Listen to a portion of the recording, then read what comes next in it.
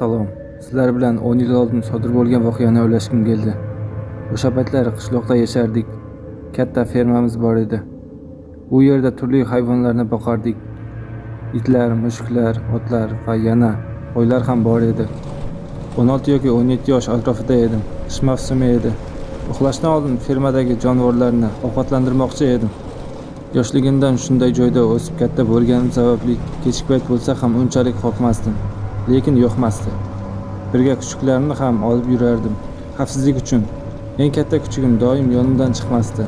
O'sha bilan ferma tomon yo'l oldik. Ikki tarafda otzor, bittasi bo'sh turardi. Qish bo'lgani sababli albatta faqat yozda ekin ekishga foydalanardik. Lekin ikki dalada kimdir yoki nimadir odamga o'xshab turgandi. Odamga o'xshagani bilan bo'yi haddan ortiq uzun edi. Taxminan 3 metrcha chiqardi.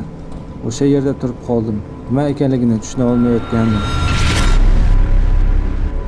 Kuchugim bo'lsa akillay boshladi va omborxonadan yugurib chiqib ketdi.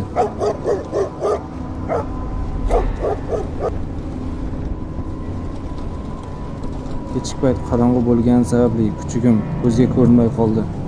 Kuchugimning nomini aytib izidan yugurdim.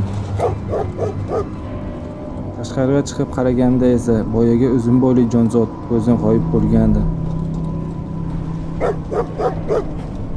Kuchugim o'sha nuqtaga qarab turdi, lekin o'zidan iz ham qolmagan edi. Ko'zimga nima ko'ringanini bila olmadim. Katta yoshli odam sifatida kechqurun tashqariga yolg'iz chiqishni maslahat bermayman. O'sha jonzotga ushlanib qolganda nima bo'lishini tasavvur qilishga ham qo'rqaman.